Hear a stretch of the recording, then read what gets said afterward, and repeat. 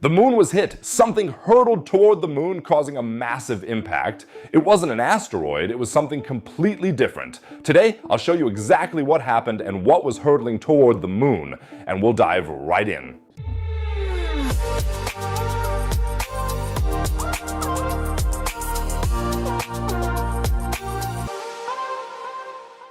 Yes, today we are going to talk a lot about Elon Musk and his company SpaceX. Write in the comments what you think of Elon Musk. Visionary or madman? Or both? I am very curious to see the discussion. Either way, if space topics like this fascinate you as much as they do me, why not subscribe to the channel right now? It really helps me a lot to keep doing my work. And for those who have already subscribed, you can really support the video with a thumbs up. 5,000 likes should be enough to appease the YouTube algorithm. And now, on to the topic.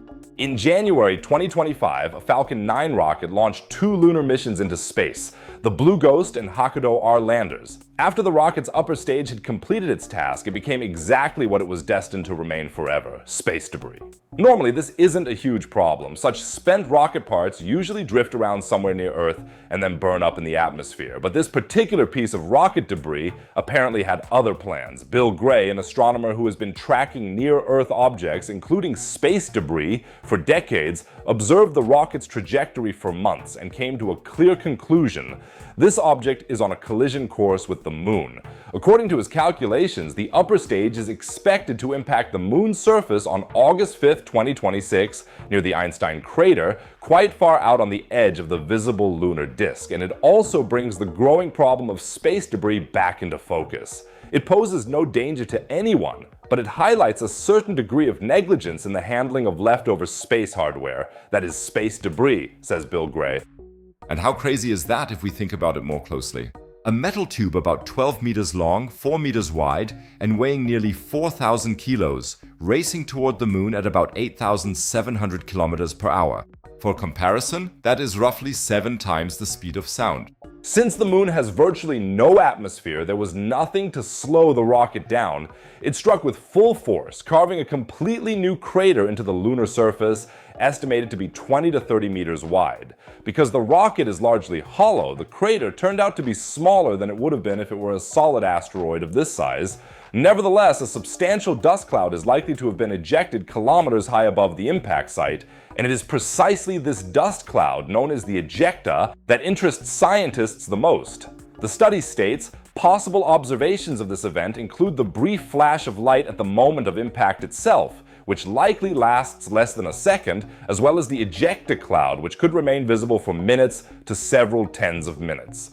There was one small catch to observing the impact. William Cook of NASA, who heads the meteorite research program, had already tempered expectations somewhat in advance. We expect the brightness of this flash to be very, very faint. Detecting such a faint flash against the sunlit lunar surface will be incredibly difficult. At the time of impact, the impact site was on the side of the moon illuminated by the sun. Spotting a tiny flash of light against the bright lunar surface is roughly like trying to spot a single match in the middle of the day on a soccer field. Not impossible, but extremely tricky. Nevertheless, researchers used powerful telescopes to give it a try, but were unable to capture a clear image of the event, only a before and after comparison of the impact. And this event is not an isolated incident. Back in March 2022, another rocket part crashed into the moon. At the time, it was initially assumed to be a SpaceX rocket, but it later turned out to be the upper stage of a Chinese rocket that was part of the Chang'e 5T1 mission. The resulting crater was later photographed by NASA's Lunar Reconnaissance Orbiter, LRO. It was a double crater, quite unusual for such an impact. But why don't we actually know much earlier where an object near the moon is heading? Quite simply, objects that are traveling further out, for instance at the distance of the moon, are hardly monitored systematically. Bill Gray explains it like this. Generally speaking, high-altitude space debris is simply ignored, except it seems by me.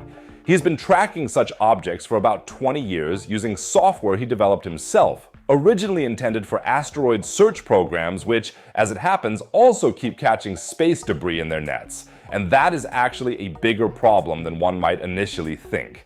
The large asteroid hunting telescopes scan the sky for slowly moving points of light, exactly what a tumbling rocket part looks like at a great distance. Without someone manually filtering out these false alarms, valuable observation time would constantly be wasted hunting for scrap metal instead of searching for real, potentially dangerous asteroids. Speaking of which, a few years ago, Elon Musk had this to say on the topic of space debris. Yeah, I wouldn't worry too much about the space junk thing. I mean, actually, we should worry about ourselves creating the space junk, but at the altitude in question, there's really not a lot out there.